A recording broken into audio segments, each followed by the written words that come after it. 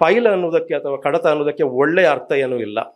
ಯಾಕಂತಂದರೆ ಈ Kashmir file, Kerala file, Epstein file ಎಲ್ಲ ಬಂದ ನಂತರ ಪುಸ್ತಕದ ಬಗ್ಗೆ ಮಾತಾಡೋದು ಅಂತಂದರೆ ಸಾಮಾನ್ಯವಾಗಿ ಆ ಪುಸ್ತಕದಲ್ಲಿ ಏನಿದೆ ಅಂತ ಹೇಳೋದು ಮತ್ತು ಅದರ ಮಹತ್ವ ಏನು ಅಂತ ಹೇಳೋದು, ಎಷ್ಟು ಪುಸ್ತಕದ ಬಗ್ಗೆ ಮಾತಾಡುವಂಥ ಸಾಮಾನ್ಯ ಪದ್ಧತಿ. ಆದರೆ ಈ ಪುಸ್ತಕದ ಬಗ್ಗೆ ನಾನು ಮಾತಾಡುವತ್ತಿಗೆ ಅದರಲ್ಲಿ ಏನಿದೆ ಅನ್ನೋದನ್ನು ಹೇಳೋದಕ್ಕೆ ಮೊದಲು, ಮತ್ತು ಏನಿದೆಯೋ ಅದು ಯಾಕೆ ಅಷ್ಟೊಂದು ಪ್ರಮುಖ ಅಂತ ಹೇಳೋದಕ್ಕೆ ಮೊದಲು ಈ ಪುಸ್ತಕದ ಸ್ವರೂಪದ ಬಗ್ಗೆ ಒಂದೆರಡು ಮಾತುಗಳನ್ನು ಹೇಳಬೇಕಾಗಿದೆ. ಯಾಕಂತಂದರೆ ಈ ಪುಸ್ತಕದ ವಿಶೇಷತೆ ಇರುವುದೇ ಅದರ ಸ್ವರೂಪದಲ್ಲಿ. ಏನು ಇದರ ಸ್ವರೂಪ ಅಂತಂದರೆ, ಇದನ್ನು ಪುಸ್ತಕ ಅಂತ ನಾವು ಕರಿಬೋದು. ಇದನ್ನು ಸಂತೋಷ್ ಹಾನಗಲ್ ಅವರು ಸಂಪಾದಿಸಿದ್ದಾರೆ. ಬರೆದ ಕೃತಿ ಅಲ್ಲ, ಇದು ಸಂಪಾದಿಸಿದ ಕೃತಿ. ಸಾಮಾನ್ಯವಾಗಿ ಒಂದು ಸಂಪಾದಿತ ಕೃತಿ ಅಂದರೆ ಬೇರೆ ಬೇರೆ ಲೇಖಕರಿಂದ ಒಂದಷ್ಟು ಬರಹಗಳನ್ನು ಸಂಗ್ರಹಿಸಿ ಅದನ್ನು ಕಂಪೈಲ್ ಮಾಡಿ ಅದನ್ನು ಸಂಗ್ರಹಿಸಿ ಹೊರತರುವಂಥದ್ದು ಸಂಪಾದಿತ ಕೃತಿ. ಇದು ಸಂಪಾದಿತ ಕೃತಿ ಆದರೂ ಕೂಡ ಇದರಲ್ಲಿ ಬೇರೆ ಬೇರೆ ಲೇಖಕರು ಬರೆದಂಥ ಯಾವುದೇ ರೀತಿಯ ಲೇಖನಗಳು, ಬರಹಗಳು ಇಲ್ಲ. ಹಾಗಾದರೆ ಇದು ಸಂಪಾದಿತ ಕೃತಿ ಹೇಗೆ ಅಂತಂದರೆ, ಇದೊಂದು ಸಂಗ್ರಹ. ಇದು ಒಂದು ಸಂಗ್ರಹ. ಯಾವ ರೀತಿಯ ಸಂಗ್ರಹ ಅಂತಂದರೆ, ಸಂವಿಧಾನಕ್ಕೆ ಸಂಬಂಧಪಟ್ಟಂಥ, ಸಂವಿಧಾನದ ಒಂದು ನಿರ್ದಿಷ್ಟ, ಅದು ಯಾವುದು ಅಂತ ಮತ್ತೆ ಹೇಳ್ತೇನೆ, ಒಂದು ನಿರ್ದಿಷ್ಟ ಭಾಗಕ್ಕೆ ಸಂಬಂಧಪಟ್ಟಂತಹ ಅದರ ಪೂರ್ವಾಪರ ಅಧಿಕೃತ ದಾಖಲೆಗಳ ಸಂಗ್ರಹ. ಆ ನಿಟ್ಟಿನಲ್ಲಿ ಹೇಳುವುದಾದರೆ ಇದು ಪುಸ್ತಕ ಅನ್ನೋದಕ್ಕಿಂತ ಒಂದು ಪರಾಮರ್ಶನ ಗ್ರಂಥ ಅಂತ ಹೇಳೋದು ಹೆಚ್ಚು ಸೂಕ್ತ ಅಂತ ಅನಿಸುತ್ತೆ. ಅದಕ್ಕಿಂತಲೂ ಮುಖ್ಯವಾಗಿ ಪರಾಮರ್ಶನ ಗ್ರಂಥ ಅನ್ನೋದು ಭಾಳ ಔಪಚಾರಿಕ ಆಯಿತು ಅಂತ ಅನಿಸೋದಿದ್ರೆ, ಭಾಳ ಸರಳವಾದ ಭಾಷೆಯಲ್ಲಿ ಹೇಳೋದಿದ್ರೆ ಇದೊಂದು ಕಡತ. ಇದೊಂದು ಕಡತ. ಸಂಹಿತೆ ಅನ್ನುವಂಥ ಸಂಸ್ಕೃತ ಪದ ಬಳಸಿದ್ದಾರೆ. ಸಂಹಿತೆ ಅನ್ನೋದನ್ನು, ಕಡತ ಅನ್ನೋದು ಸರಿಯಾದ ಕನ್ನಡದಲ್ಲಿ ಗೊತ್ತಿಲ್ಲ ನನಗೆ. ಒಂದು ಕಡತದಲ್ಲಿ ಏನೇನು ಇರಬೇಕು, ಯಾವುದಾದ್ರೂ ಒಂದು ವಿಷಯಕ್ಕೆ ಸಂಬಂಧಪಟ್ಟ ಹಾಗೆ ಒಂದು ಕಡತವನ್ನು, ಒಂದು ಫೈಲನ್ನು ನೀವು ಬಿಲ್ಡಪ್ ಮಾಡುವಾಗ ಅದರಲ್ಲಿ ಏನೇನು ಇರಬೇಕು ಆ ರೀತಿಯಲ್ಲಿ ಒಂದು ಸಣ್ಣ ಶೀರ್ಷಿಕೆ ಮತ್ತು ಒಂದು ಸಣ್ಣ ಇಂಟ್ರೊಡಕ್ಷನ್, ಪರಿಚಯಾತ್ಮಕ ಲೇಖನದ ಜೊತೆಗೆ ಒಂದಷ್ಟು ಅಧಿಕೃತ ದಾಖಲೆಗಳನ್ನು ಸೇರಿಸಿದಂಥ ಒಂದು ಕಡತದ ರೂಪದಲ್ಲಿ ಈ ಪುಸ್ತಕ ಇದೆ. ನನಗೆ ಅನಿಸುವ ಮಟ್ಟಿಗೆ ಇದೊಂದು ವಿಶಿಷ್ಟವಾದಂತಹ ಕೃತಿ, ಈ ರೀತಿಯಲ್ಲಿ ಇರತಕ್ಕಂಥ ಒಂದು ಕೃತಿ. ಈಗ ನಿಮಗೆ ನಾನು ಫೈಲ್ ಅಂದ ಕೂಡಲೇ ಸ್ವಲ್ಪ ಅದರ ಈ ಫೈಲ್ ಅನ್ನೋದಕ್ಕೆ ಅಥವಾ ಕಡತ ಅನ್ನೋದಕ್ಕೆ ಒಳ್ಳೆಯ ಅರ್ಥ ಏನೂ ಇಲ್ಲ. ಯಾಕಂತಂದರೆ ಈ Kashmir file, Kerala file, Epstein file ಎಲ್ಲ ಬಂದ ನಂತರ ಫೈಲ್ ಅಂತಂದರೆ ಒಂದು ನಾವು ಏನನ್ನ ಅಲ್ಲಿ ಅಪೇಕ್ಷಿಸ್ತೇವೆ ಅಥವಾ ನಿರೀಕ್ಷಿಸ್ತೇವೆ ಅಂತಂದರೆ ಕೇಳಬಾರ್ದ ಸತ್ಯಗಳಲ್ಲಿ ಇರ್ತವೆ ಅಥವಾ ಹೇಳಬಾರ್ದ ವಿಷಯಗಳು, ಸುಳ್ಳುಗಳಲ್ಲಿ ಇರ್ತವೆ. ಯಾವುದೋ ಒಂದು ಕಾರ್ಯಸೂಚಿಯನ್ನು ಇಟ್ಟುಕೊಂಡು ಬಿಲ್ಡ್ ಮಾಡಿದಂಥ ಫೈಲ್ಗಳು ಅಂತ ಇರ್ತವೆ. ಇನ್ನೊಂದಿದೆ file building a file against somebody ಅಂತ. ಇದು ಆ ಅರ್ಥದಲ್ಲೂ ಅಲ್ಲ, ಇದು ಭಾಳ ಒಳ್ಳೆಯ ಅರ್ಥದಲ್ಲಿ ಒಂದು ಫೈಲ್, ಒಂದು ಕಡತ. ಈಗ ಈ ಕಡತದ ಒಳಗೆ ಏನಿದೆ ಅಥವಾ ಈ ಪುಸ್ತಕದ ಅಥವಾ ಈ ಪರಾಮರ್ಶ ಗ್ರಂಥದ ಮೂಲದಲ್ಲಿ ಏನಿದೆ, what is it's core, what is it's unit of analysis ಅಂತ ನೋಡಿದರೆ ಅದರಲ್ಲಿ ಇರುವುದು ಸಂವಿಧಾನದ ಭಾಗ 17, ಪಾರ್ಟ್ 17. ನಿಮಗೆಲ್ಲ ಗೊತ್ತಿದ್ದಾಗೆ ಸಂವಿಧಾನದಲ್ಲಿ 22 ಭಾಗಗಳಿದ್ದಾವೆ. ಆ 22 ಭಾಗಗಳಲ್ಲಿ ಒಂದು ಭಾಗ ಸದ್ಯಕ್ಕೆ ನಿಷ್ಕ್ರಿಯವಾಗಿದೆ, ಅದು ಭಾಗ 7. 22ನೇ ಭಾಗದ ಹೆಸರು ಅಫಿಷಿಯಲ್ ಲ್ಯಾಂಗ್ವೇಜಸ್ ಅಂತ, ಅಧಿಕೃತ ಭಾಷೆಗಳು ಅಂತ. ಆ 17ನೆಯ ಭಾಗದಲ್ಲಿ 4 ಚಾಪ್ಟರ್ಸ್ ಇದ್ದಾರೆ. ಆ 4 ಚಾಪ್ಟರ್ಸಲ್ಲಿ 11 ಆರ್ಟಿಕಲ್ಸ್ಗೆ ಏನಂತಾರೆ, ವಿಧಿ ಅಂತಾರೆ, ವಿಧಿಗಳಿದ್ದಾರೆ. ಅನುಚ್ಛೇದ 17ನೆಯ ಭಾಗ, ಅದರಲ್ಲಿ 4 ಚಾಪ್ಟರ್ಸ್, ಅದರಲ್ಲಿ 11 ಅನುಚ್ಛೇದಗಳು. ಈ ಒಂದು ಭಾಗದ 4 ಚಾಪ್ಟರ್ಸ್ ಮತ್ತು 11 ಅನುಚ್ಛೇದಗಳ ಕುರಿತಂತೆ ಒಂದು ಬಿಲ್ಡಪ್ ಮಾಡಿದಂಥ ಒಂದು ಫೈಲ್ ಈ ಪುಸ್ತಕ. ಏನು ಒಂದು ಫೈಲಲ್ಲಿ ಏನಿರುತ್ತೆ, ಈ ಭಾಗ ಹೇಗೆ ಉಟ್ಕೊಂಡಿತ್ತು, ಅದರ ಚರಿತ್ರೆ ಏನು, ಸಂವಿಧಾನಕ್ಕೆ ಈ 17ನೇ ಭಾಗ ಹೇಗೆ ಬಂತು, ಎಲ್ಲಿಂದ ಬಂತು ಅಂತಂದರೆ ಅದು ಸಂವಿಧಾನ ಸಭೆಯಲ್ಲಿ ಆದಂತಹ ಚರ್ಚೆಗಳ ಆಧಾರದಲ್ಲಿ ಬಂತು. ಆದ ಕಾರಣ ಈ 17ನೇ ಭಾಗಕ್ಕೆ ಸಂಬಂಧಪಟ್ಟಂತ ಚರ್ಚೆಗಳು ಬಹಳ ವಿಸ್ತೃತವಾಗಿ ಈ ಚರ್ಚೆಗಳು ಇದರಲ್ಲಿ ದಾಖಲಾಗಿದೆ. ಇದು ಇದರ ಪೂರ್ವ. ಸ್ವಲ್ಪ ಇನ್ನೊಂದು ಆವೃತ್ತಿ ಈ ಪುಸ್ತಕದ ತರುವುದಿದ್ರೆ ಇನ್ನೂ ಸ್ವಲ್ಪ ಹಿಂದೆ ಹೋದ್ರೆ ಒಳ್ಳೇದು ಸರ್. ಎಲ್ಲಿ ಅಂತಂದ್ರೆ ಈಗ ನ್ಯಾಯಮೂರ್ತಿಗಳು ಹೇಳಿದಾಗೆ ಅದಕ್ಕಿಂತಲೂ ಸ್ವಲ್ಪ ಹಿಂದೆ ಹೋಗಿ ಸ್ವಾತಂತ್ರ್ಯ ಸಂಗ್ರಾಮದ ಕಾಲದಲ್ಲಿ ಈ ವಿಚಾರದ ಬಗ್ಗೆ ಯಾವ ಚರ್ಚೆಗಳಾದವು ಅನ್ನೋದನ್ನು ಕೂಡ ಇದಕ್ಕೆ ಸೇರಿಸಿದ್ರೆ ಇನ್ನೂ ಕೂಡ ಚರಿತ್ರೆಯನ್ನು ಸ್ವಲ್ಪ ಹಿಂದೆ ತಗೊಂಡು ಹೋಗ್ಬೋದು. ಬಟ್ ಈ ಪುಸ್ತಕದಲ್ಲಿ 17ನೇ ಭಾಗದ ಚರಿತ್ರೆ ಎಷ್ಟಕ್ಕೆ ಸೀಮಿತವಾಗಿದೆ ಅಂತಂದ್ರೆ ಸಂವಿಧಾನ ಸಭೆಯಲ್ಲಿ ಆಗಿರತಕ್ಕಂಥ ಚರ್ಚೆಗೆ ಸೀಮಿತವಾದಂಥ ಚರಿತ್ರೆ. 17ನೇ ಭಾಗ ಅದರಲ್ಲಿ ಏನೇನು ಇದೆ ಮತ್ತು ಅದರ ಚರಿತ್ರೆ, ಅದು ಸಂವಿಧಾನ ಸಭೆಯಲ್ಲಿ ಆಗಿರತಕ್ಕಂಥ ಚರ್ಚೆ. ಇದು ಪೂರ್ವ ಆಯಿತು. ಅನಂತರ ಅಪರನೂ ಇದೆ. ಇದರ ನಂತರ ಉತ್ತರ, ಇದು ಸಂವಿಧಾನದಲ್ಲಿ ಸೇರಿದ ನಂತರ ಏನೇನಾಯಿತು ಅನ್ನುವಂಥ ಒಂದು ಚರಿತ್ರೆ ಇದೆ. ಅಂದರೆ 75 ವರ್ಷಗಳಲ್ಲಿ ಈ 17ನೇ ಭಾಗಕ್ಕೆ ಸಂಬಂಧಪಟ್ಟಂತೆ ಏನೇನು ಬೆಳವಣಿಗೆಗಳಾಗಿದ್ದಾವೆ ಅನ್ನೋದನ್ನು ಕೂಡ ಈ ಪುಸ್ತಕ ದಾಖಲಿಸುತ್ತೆ. ಅದು ಮುಖ್ಯವಾಗಿ ಅಫಿಷಿಯಲ್ ಲ್ಯಾಂಗ್ವೇಜಸ್ ಆಕ್ಟ್ 1963, ಆನಂತರ 67ನಲ್ಲಿ ಅದು ಅಮೆಂಡ್ ಆಗುತ್ತೆ. ಮತ್ತು ಅದಕ್ಕೆ ಸಂಬಂಧಪಟ್ಟ ಒಂದಷ್ಟು ದಾಖಲೆಗಳು, ಇವೆಲ್ಲವನ್ನು ಸೇರಿ ಒಟ್ಟು ಇದರಲ್ಲಿ ಇರುವಂಥದ್ದು ಅಧಿಕೃತ ದಾಖಲೆಗಳು ಮತ್ತು ಅವರದೊಂದು ಸಣ್ಣ ಪರಿಚಯಾತ್ಮಕ ಲೇಖನ. ಇದು ಈ ಪುಸ್ತಕದ ಒಟ್ಟು ಸ್ವರೂಪ. ಯಾಕೆ ಈ ಪುಸ್ತಕದ ಸ್ವರೂಪ ನನ್ನ ಗಮನ ಸೆಳೆಯಿತು ಅಂತಂದ್ರೆ, ಸ್ವಲ್ಪ ನಿಮಗೆ ಇದು ವಿಷಯಕ್ಕೆ ಸಂಬಂಧಪಡದ ವಿಚಾರ ಅಂತ ಅನಿಸ್ಬೋದು, ಆದ್ರೆ ಇದನ್ನು ಹೇಳಬೇಕು. ಒಂದು ಪದ ಇದೆ ಇಂಗ್ಲಿಷಲ್ಲಿ, ಅನ್ಟೋಲ್ಡ್ ಸ್ಟೋರಿ ಅಂತ. ಅನ್ಟೋಲ್ಡ್ ಸ್ಟೋರಿ, ಇದನ್ನು ಕನ್ನಡದಲ್ಲಿ ಹೇಗೆ ಭಾಷಾಂತರ ಮಾಡಬೇಕು ಅಂತ ನನಗೆ ಗೊತ್ತಿಲ್ಲ. ಇದನ್ನು ನಾನು ಮೊದಲಿಗೆ ಕಂಡದ್ದು ಕರ್ನಾಟಕದ ರಾಜಕೀಯಕ್ಕೆ ಸಂಬಂಧಪಟ್ಟ ಒಂದು ವಿಚಾರವಾಗಿ. ದೇವರಾಜ ಅರಸು ಅವರು ತೀರಿ ಹೋದ ನಂತರ, ಅವರು ಅಧಿಕಾರ ಕಳೆದುಕೊಂಡ ನಂತರ 1980ರಲ್ಲಿ ಇಂಡಿಯಾ ಟುಡೇ ಪತ್ರಿಕೆ ಒಂದು ವಿಶೇಷ ಬಾತ್ಮೀದಾರನನ್ನ ಕರ್ನಾಟಕಕ್ಕೆ ಕಳಿಸುತ್ತೆ. ಯಾಕೆ ಕಳಿಸುತ್ತೆ ಅಂತಂದ್ರೆ, ದೇವರಾಜ ಅರಸು ಅವರ ಕಾಲವನ್ನ ಸ್ವಲ್ಪ ಅರ್ಥ ಮಾಡಿಕೊಂಡು ಬರಬೇಕು ಅಂತ. ಹಾಗೆ ಬಂದ ಬಾತ್ಮೀದಾರರ ಹೆಸರು ಭವಾನಿ ಸೇನಗುಪ್ತ ಅಂತ. ಅವರು ಒರಿಸ್ಸಾದವರು, ಬಹಳ ಹಿರಿಯರು, ದೊಡ್ಡ ಲೇಖಕರು.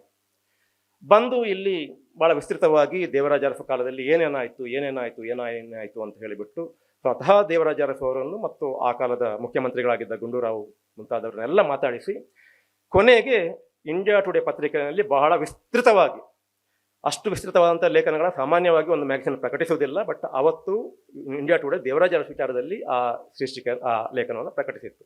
ಈಗ ಕಾರವನ್ ಮ್ಯಾಗಝಿನಲ್ಲಿ ಬರ್ತಲ್ಲ ಅಷ್ಟು ವಿಸ್ತೃತವಾದಂಥ ಲೇಖನ, ಅದರ ಹೆಸರು Devaraj Urs an untold story of Karnataka ಅಂತ. ಅಲ್ಲಿ ನಾನು ಮೊದಲು ಅನ್ಟೋಲ್ಡ್ ಸ್ಟೋರಿ ಅನ್ನುವಂಥ ಎಕ್ಸ್ಪ್ರೆಷನ್ ಅನ್ನು ಇಂಗ್ಲೀಷಲ್ಲಿ ಮೊದಲು ಓದಿದ್ದು. ನನಗೆ ಸಂವಿಧಾನದ ವಿಚಾರವಾಗಿ ಕನ್ನಡದಲ್ಲಿ ಬಂದಿರತಕ್ಕಂತಹ ಗ್ರಂಥಗಳನ್ನು ಹಲವಾರು ಗ್ರಂಥಗಳು ಬಂದಿದ್ದಾವೆ, ಒಳ್ಳೊಳ್ಳೆ ಗ್ರಂಥಗಳು ಬಂದಿದ್ದಾವೆ, ಬಹಳ ಒಳ್ಳೆ ಪ್ರಯತ್ನಗಳಾಗ್ತಾ ಇದ್ದಾವೆ.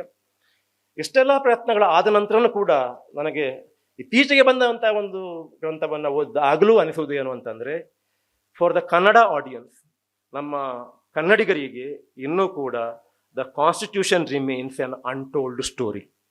ಸಂವಿಧಾನದ ವಿಚಾರವಾಗಿ ಇನ್ನೂ ಕೂಡ ಕನ್ನಡಿಗರು ಬರೀಬೇಕಾಗಿದೆ, ಕನ್ನಡಿಗರು ಓದಬೇಕಾಗಿದೆ, ಕನ್ನಡಿಗರು ತಿಳ್ಕೋಬೇಕಾಗಿದೆ. ಬಹುಶಃ ಇದು ಭಾರತದ ಎಲ್ಲ ಭಾಷೆಗಳ ಕಥೆನೂ ಆಗಿರ್ಬೋದು. ಮಲಯಾಳಂ ಮಾತ್ರ ಇದಕ್ಕೆ ಸ್ವಲ್ಪ ಭಿನ್ನವಾಗಿದೆ.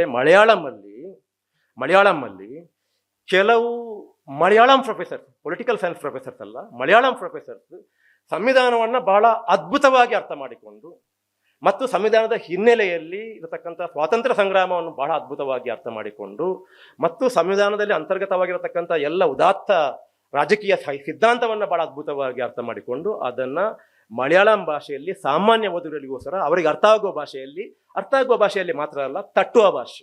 ಅರ್ಥ ಆಗುವ ಭಾಷೆ ಬೇರೆ, ತಟ್ಟುವ ಭಾಷೆ ಬೇರೆ. ನಾವು ಸಂವಿಧಾನವನ್ನು ಅರ್ಥ ಆಗುವಂಥ ಭಾಷೆಗೆ ಇಳಿಸಿಲ್ಲ, ಇನ್ನು ತಟ್ಟುವ ಭಾಷೆಗಂತೂ ಇಳಿಸುವಂಥ ಹಾದಿ ಬಹಳ ದೂರ ಇದೆ ಕ್ರಮಿಸಲಿಕ್ಕೆ ಅಂತ ನನಗನ್ನಿಸುತ್ತೆ. ಅದರ ಪ್ರಾರಂಭವಾಗಿ, ಆ ದಿಸೆಯಲ್ಲಿ ಒಂದು ಪ್ರಾರಂಭಿಕ ಪ್ರಯತ್ನವಾಗಿ ನಾನು ಈ ಪುಸ್ತಕವನ್ನು ನೋಡ್ತೇನೆ. ಯಾಕಂತಂದರೆ ಇದರಲ್ಲಿ ಇದ್ದದ್ದನ್ನು ಇದ್ದ ಹಾಗೆ ದಾಖಲಿಸಲಾಗಿದೆ. ಈ ಪುಸ್ತಕದಲ್ಲಿ ಇದ್ದದ್ದನ್ನು ಇದ್ದ ಹಾಗೆ ದಾಖಲಿಸಲಾಗಿದೆ. ಇಲ್ಲಿ ಒಂದು ಮುಂದುವರಿಯೋದಕ್ಕೆ ಮೊದಲು ಒಂದು ವಿಚಾರದ ತಮ್ಮ ಗಮನ ಸೆಳೆಯಬೇಕಂತ ಭಾವಿಸ್ತೇನೆ ಸರ್. ಅನ್ಯಥ ಭಾವಿಸಬೇಡಿ. ಬಹುಶಃ ನೀವು ಇಲ್ಲಿ ಸಂವಿಧಾನ ಸಭೆಯಲ್ಲಿ ಆಗಿರತಕ್ಕಂಥ ಚರ್ಚೆ ಏನಿದೆ, ಆ ಚರ್ಚೆಯ ಭಾಷಾಂತರವನ್ನು ಎಲ್ಲಿಂದ ತಗೊಂಡಿದ್ದೀರಿ ಅಂತ ಅನಿಸುತ್ತೆ. ತಾವು ಮಾಡಿದ್ದಲ್ಲ ಇದು. ಬಹುಶಃ ಇದನ್ನು ಕುವೆಂಪು ಭಾಷಾ ಭಾರತಿಯವರು ಮಾಡಿದಂಥ ಅಥವಾ ಇನ್ಯಾರೋ ಮಾಡಿದಂಥ ಭಾಷಾಂತರವನ್ನು ಅವರು ನೇರವಾಗಿ ಬಳಸಿಕೊಂಡಿದ್ದಾರೆ. ತಾವು ಈ ಪುಸ್ತಕದ ಇನ್ನೊಂದು ಆವೃತ್ತಿಯನ್ನು ತರುವುದಿದ್ರೆ ನನ್ನ ಭಿನ್ನ ತಮಗೆ ಏನು ಅಂತಂದರೆ, ಈಗಾಗಲೇ ಅಸ್ತಿತ್ವದಲ್ಲಿರತಕ್ಕಂಥ ಯಾವುದೇ ಭಾಷಾಂತರವನ್ನು ಬಳಸಬೇಡಿ, ತಾವು ದಯಮಾಡಿ ಕುಳಿತು ತಾವೇ ಭಾಷಾಂತರಿಸಬೇಕಿದೆ. ಇಂಗ್ಲೀಷಲ್ಲಿ ಏನಿದೆ ಅದನ್ನ ತಾವೇ ಭಾಷಾಂತರಿಸಬೇಕು. ಅಂದರೆ ನಾನು ಈಗಾಗಲೇ ಸಂವಿಧಾನ ಸಭೆಯ ನಡಾವಳಿಗಳನ್ನು ಭಾಷಾಂತರ ಮಾಡಿದವರ ಪ್ರಯತ್ನವನ್ನು ಅಲ್ಲಗಳೆಯುವುದಿಲ್ಲ, ಅದರ ಬಗ್ಗೆ ಯಾವ ಅಗೌರವವನ್ನು ತೋರಿಸದೆ ಹೇಳುವುದು. ನಾನು ಹೇಳಿದಲ್ಲ, ಒಂದು ಅರ್ಥ ಆಗುವ ಭಾಷೆ, ಮತ್ತೊಂದು ತಟ್ಟುವ ಭಾಷೆ, ನಮ್ಮ ಹೃದಯವನ್ನು ತಟ್ಟುವ ಭಾಷೆ. ಸಂವಿಧಾನದಂತಹ ಅದರ ಬಗ್ಗೆ ನಾವು ಬಹಳ ದೊಡ್ಡ ದೊಡ್ಡ ಮಾತುಗಳನ್ನು ಆಡಬಹುದು, ಅದರ ಬಗ್ಗೆ ಬಹಳ ಬರಿಬಹುದು.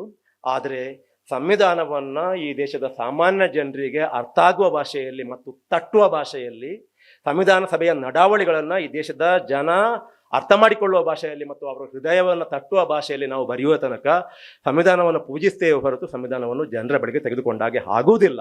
ಆದ ಕಾರಣ ಅಂತಹ ಒಂದು ಭಾಷೆಯನ್ನು ಕನ್ನಡ ಇನ್ನೂ ಕೂಡ ಆವಿಷ್ಕರಿಸಬೇಕಾಗಿದೆ. ಈ ನಿಟ್ಟಿನಲ್ಲಿ ತಮ್ಮ ಹತ್ರ ಒಂದೇ ಒಂದು ಮನವಿ ಏನು ಅಂತಂದರೆ, ಮುಂದಿನ ಬಾರಿ ನೀವು ಈ ಪುಸ್ತಕವನ್ನು ಇನ್ನೊಂದು ರೂಪದಲ್ಲಿ ತರುವುದಿದ್ರೆ ಅಥವಾ ಇನ್ನೊಂದು ಆವೃತ್ತಿಯನ್ನು ತರುವುದಿದ್ರೆ ಈಗಾಗಲೇ ಇರತಕ್ಕಂಥ ಯಾವುದೇ ಸಿದ್ಧಪಡಿಸಿದಂಥ ಭಾಷಾಂತರವನ್ನು ಬಳಸಬೇಡಿ. ತಾವೇ ಕುಳಿತು ಇದನ್ನು ಅಥವಾ ಇನ್ನಾವುದೋ ಒಂದು ಸಮಿತಿಯನ್ನು ರಚಿಸಿ ತಟ್ಟುವ ಭಾಷೆಯಲ್ಲಿ ಇದನ್ನು ಭಾಷಾಂತರಿಸಬೇಕು ಅಂತ. ಭಾಷಾಂತರ ಚೆನ್ನಾಗೇ ಇದೆ, ಇಲ್ಲ ಅಂತೇಳಿ ನಾನು ಹೇಳ್ತಾ ಇಲ್ಲ. ಆದರೆ ಆ ತಟ್ಟುವ ಹಂತವನ್ನು ಅದು ಇನ್ನೂ ಕೂಡ ತಲುಪಬೇಕಾಗಿದೆ. ಯಾಕಂದರೆ ಇದು ಯಾರೋ ಮಾಡಿದ ಕೆಲಸ ಕಡಿಮೆ ಆಯಿತು ಅಥವಾ ಸರಿಯಿಲ್ಲ ಅನ್ನುವ ಅರ್ಥದಲ್ಲ. ಸಂವಿಧಾನವನ್ನು ಅರ್ಥೈಸುವಂಥ ಒಂದು ನುಡಿಗಟ್ಟು ಕನ್ನಡದಲ್ಲಿ ಇನ್ನೂ ಬೆಳಿಬೇಕಾಗಿದೆ. ಇದು ಕನ್ನಡ ಅಭಿವೃದ್ಧಿ ಪ್ರಾಧಿಕಾರದ ಸಭೆ ಆದ ಕಾರಣ ಅಥವಾ ಅವರು ಈ ಪುಸ್ತಕವನ್ನು ಹೊರತಂದ ಕಾರಣ ನಾನು ಇದನ್ನು ಧೈರ್ಯವಾಗಿ ಹೇಳ್ತಾ ಇದ್ದೇನೆ. ಇಡೀ ನಮ್ಮ ಪ್ರಜಾಪ್ರಭುತ್ವದ ವಿಚಾರ ಇದೆ ಅಲ್ಲ, ಸಂವಿಧಾನದಲ್ಲಿರತಕ್ಕಂಥ ವಿಚಾರ ಇದೆ ಅಲ್ಲ, ಇದನ್ನು ಜನರಿಗೆ ತಲುಪಿಸುವಂಥ ಒಂದು ಭಾಷೆಯನ್ನು ನಾವು ಇನ್ನೂ ಕೂಡ, ಅದು ನುಡಿಗಟ್ಟನ್ನು ನಾವು ಇನ್ನೂ ಕೂಡ ಅಳವಡಿಸಿಕೊಂಡಿಲ್ಲ, ಆವಿಷ್ಕರಿಸಿಕೊಂಡಿಲ್ಲ.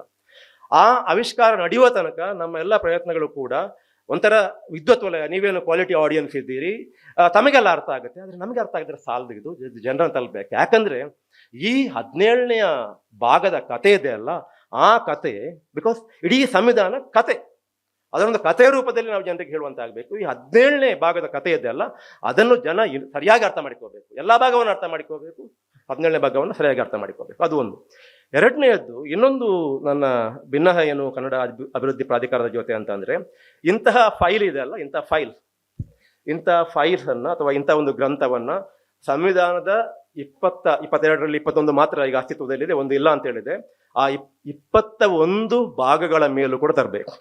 ಇಂಥ ಒಂದೊಂದು ಫೈಲನ್ನು we have to build up one file each for all the 21 parts of the constitution. ಯಾಕಂತಂದರೆ ಆ ಒಂದೊಂದು ಭಾಗದಲ್ಲೂ ಕೂಡ ಒಂದೊಂದು ಕತೆ ಇದೆ. ಅದು ಒಂದೊಂದು ಕತೆ ಅಲ್ಲ, ಅದನ್ನು ನಾವು ಓದ್ತಾ ಹೋದರೆ ಅದೊಂದು ಮಹಾಕಾವ್ಯ. ಇದು ಕೂಡ ಒಂದು ಮಹಾಕಾವ್ಯನೇ. 17ನೇ ಭಾಗ ಏನಿದೆ, ಆ 17ನೇ ಭಾಗವನ್ನು ನಾವು ಅರ್ಥ ಮಾಡ್ಕೊಳ್ತಾ ಹೋದಾಗೆ ಒಂದು ಮಹಾಕಾವ್ಯವನ್ನು ಓದಂಥ ಅನುಭವ ಆಗಬೇಕು ನನಗೆ. ಯಾಕಂತಂದರೆ ನೀವು ಸಂವಿಧಾನದ ಬೇರೆ ಟೆಕ್ಸ್ಟ್ ಏನಿದೆ ಅಥವಾ ಸಂವಿಧಾನದಲ್ಲಿ ಈ ತನಕ ಬಂದಂತಹ ಪುಸ್ತಕಗಳು ಏನಿದ್ದಾವೆ ಅವುಗಳ 4-5 ಪೇಜನ್ನು ಟರ್ನ್ ಮಾಡುವ ಹೊತ್ತಿಗೆ ನೀವು ಬಹಳ ಪ್ರಯತ್ನ ಪಡಬೇಕಾಗಿದೆ ಅದನ್ನು ಅರ್ಥ ಮಾಡಲಿಕ್ಕೆ. ಓಕೆ, ಆ ಪ್ರಯತ್ನವನ್ನು ಓದುಗರಿಂದ ಅಪೇಕ್ಷಿಸದೆ ಬರಹಗಾರರು ಅದನ್ನು ಓದುಗರಿಗೆ ಮುಟ್ಟುವ ಹಾಗೆ ಮಾಡುವುದಿದೆ ಅಲ್ಲ, ಅದು ತುಂಬ ಅಗತ್ಯ. ಅದರಲ್ಲಿ ಆಗಿರುವಂಥದ್ದೇನು ಆ ನಿಟ್ಟಿನಲ್ಲಿ ಅಂತಂದರೆ ಇಂಥ ರಿಸರ್ಚ್, ಅದಕ್ಕೆ ಸಂಬಂಧಪಟ್ಟ ಅಧಿಕೃತ ದಾಖಲೆಗಳನ್ನ ಒಂದು ಕಡೆ ಹಾಕಿ ಆ ನಂತರ ಅದನ್ನು ಮುಟ್ಟುವ ಭಾಷೆಯಲ್ಲಿ ಹೇಳುವಂಥ ಪ್ರಯತ್ನವನ್ನು ಮಾಡೋಣ ಅಂತ ಇರಲಿ. ಈಗ ಈ 17ನೇ ಭಾಗದ ವಿಚಾರಕ್ಕೆ ಬರೋಣ.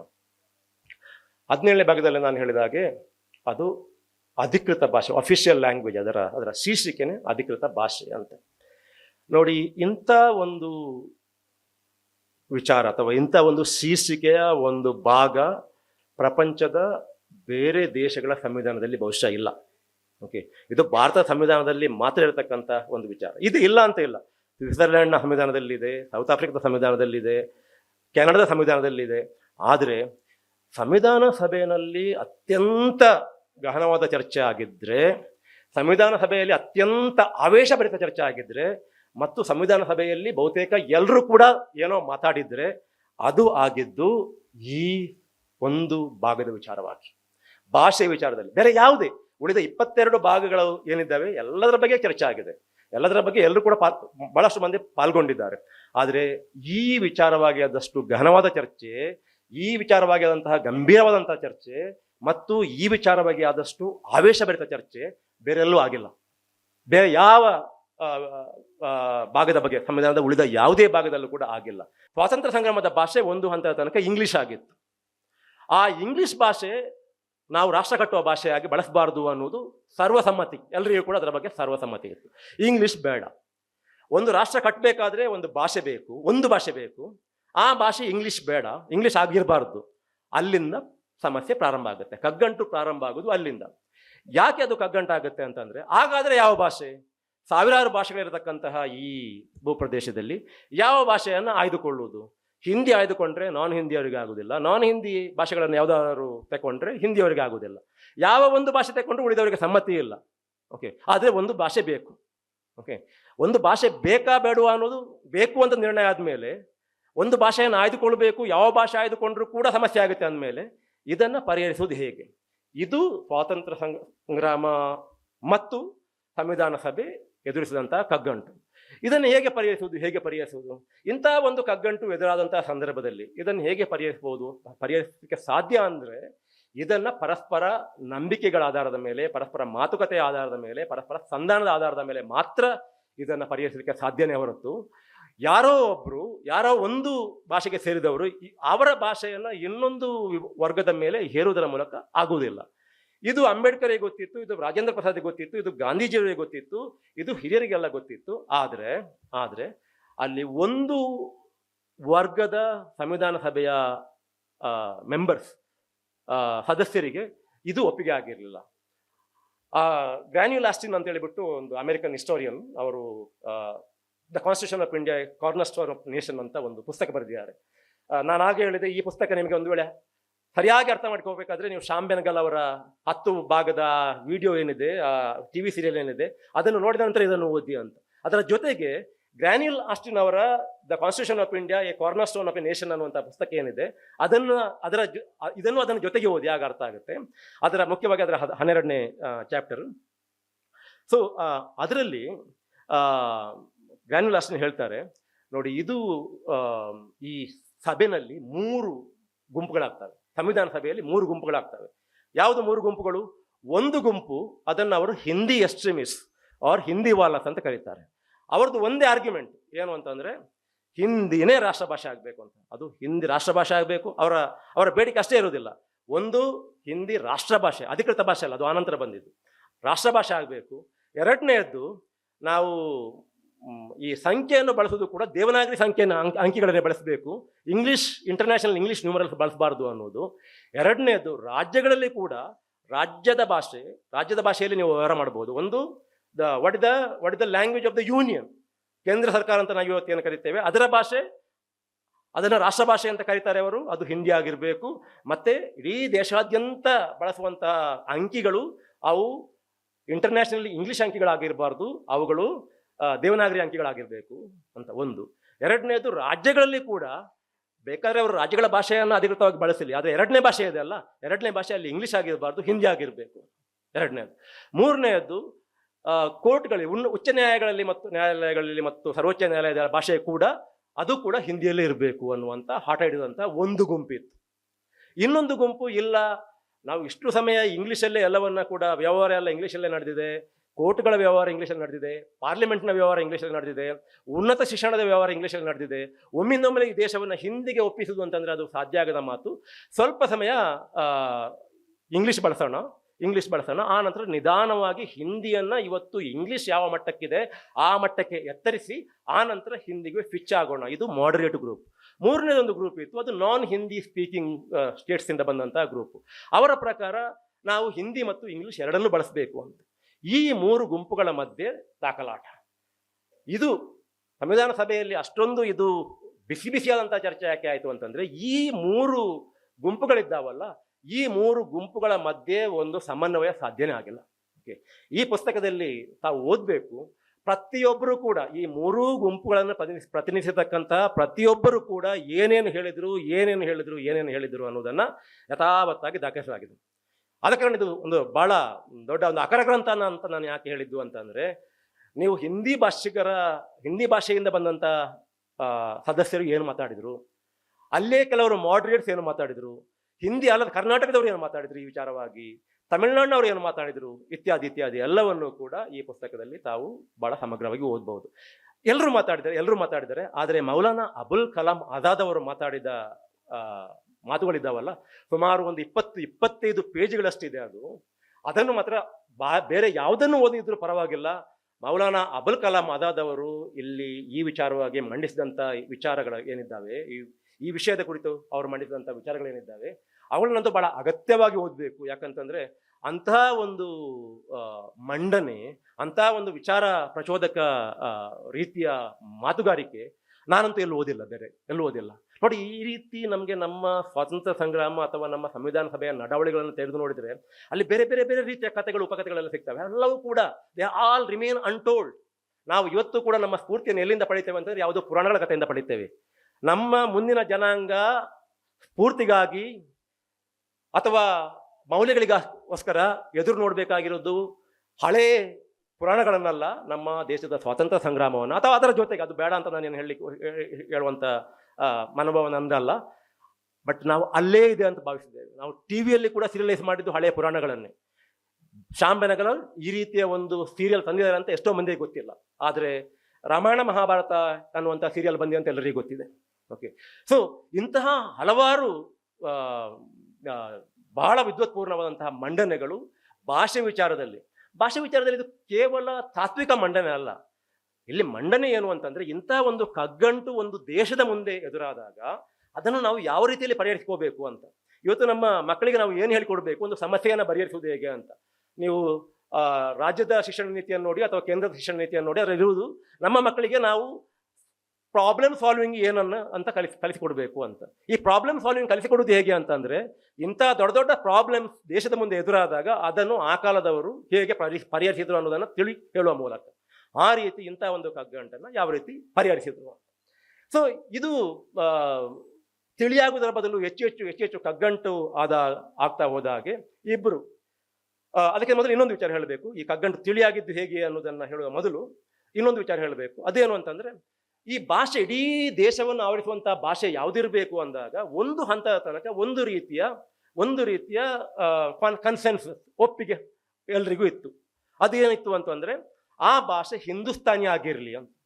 ಹಿಂದೂಸ್ತಾನಿ ಭಾಷೆ ಅಂತಂದ್ರೆ ಅದು ಹಿಂದಿ ಮತ್ತೆ ಉರ್ದು ಮತ್ತು ಇತರ ಕೆಲವು ಉತ್ತರ ಭಾರತದ ಭಾಷೆಗಳು, ಕೆಲವು ಸ್ವಲ್ಪ ಮಟ್ಟಿಗೆ ದಕ್ಷಿಣ ಭಾರತದ ಭಾಷೆಗಳು ಎಲ್ಲ ಸೇರಿ ಆದಂಥ ಒಂದು ವಿಶಾಲವಾದಂಥ ಭಾಷೆ.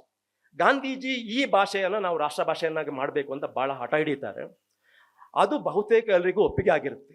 ಈ ಧೂಳೇಕರ್ ಕೂಡ ಹೇಳಿದ್ದು, ಗಾಂಧೀಜಿ ಹೇಳಿದ್ದಾರೆ, ಇದು ಹಿಂದೂಸ್ತಾನಿಯಲ್ಲೇ ನಾವು ಈ ನಡಾವಳಿಗಳನ್ನು ನಡೆಸಬೇಕು, ಮತ್ತೆ ಮುಂದೆ ಈ ದೇಶದ ಭಾಷೆ, ರಾಷ್ಟ್ರ ಭಾಷೆ ಅದು ಹಿಂದೂಸ್ತಾನಿ ಆಗಬೇಕು ಅಂತ ಅವರ ಹಠ ಹಿಡಿದು ಕೂಡ ಗಾಂಧೀಜಿಯವರನ್ನ ಉದ್ಧರಿಸಿ.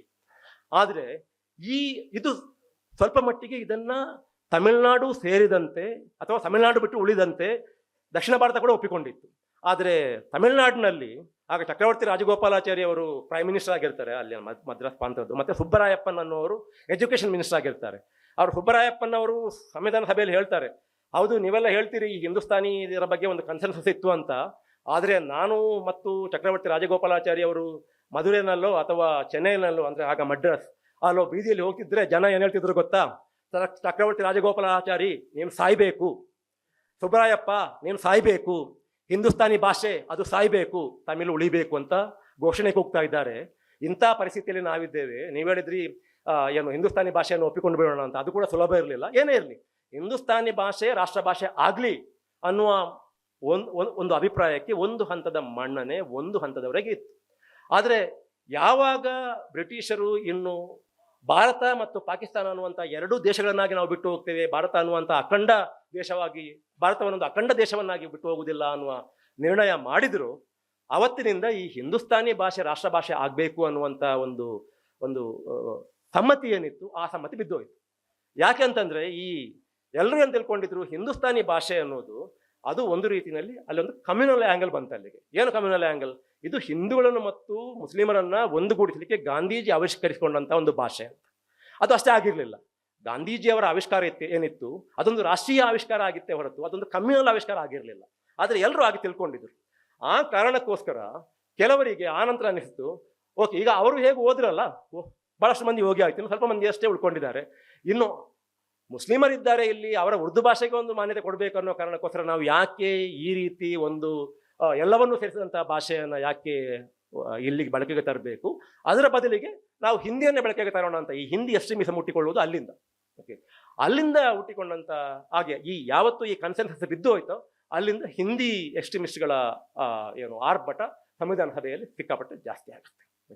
ಇದು ನಾನು ಆಗ ಹೇಳಿದ ಹಾಗೆ ಇದು ಒಂದು ಕಗ್ಗಂಟಾಗಿ ಪರಿಣಮಿಸಿದ ನಂತರ ಮುನ್ಷಿ ಮತ್ತು ಎನ್ ಗೋಪಾಲಸ್ವಾಮಿ ಅಯ್ಯಂಗಾರ್, ಮುನ್ಷಿ ಆ ಕಡೆಯಿಂದ, ಎನ್ ಗೋಪಾಲಸ್ವಾಮಿ ಅಯ್ಯಂಗಾರ್ ಈ ಕಡೆಯಿಂದ ಮಾತಾಡಿ ಅಂದ್ರೆ ಇದು ಒಂಥರ ಸಭೆಯಲ್ಲಿ ಏನು ಚರ್ಚೆ ಆಗುತ್ತೆ ಅದು ಒಂದು ಭಾಗ, ಸಭೆಯ ಹೊರಗೆ ಕಾಂಗ್ರೆಸ್ ಪಾರ್ಟಿಯಲ್ಲಿ ಚರ್ಚೆ ಆಗ್ತಿತ್ತು, ಮತ್ತೆ ಸಂಬಂಧಪಟ್ಟ ವ್ಯಕ್ತಿಗಳು ಬೇರೆ ಬೇರೆ ಕಡೆಯಲ್ಲಿ ಕುಳಿತು ಚರ್ಚೆ ಮಾಡ್ತಿದ್ರು. ಒಂದು ಔಪಚಾರಿಕ ಚರ್ಚೆ ಮತ್ತೊಂದು ಅನೌಪಚಾರಿಕ ಚರ್ಚೆ.